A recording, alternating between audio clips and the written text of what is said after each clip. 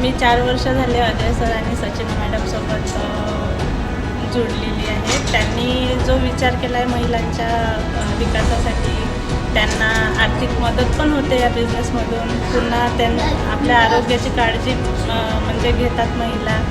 खूप काही त्यांनी माहिती दिलेली आहे आरोग्याबद्दल वगैरे.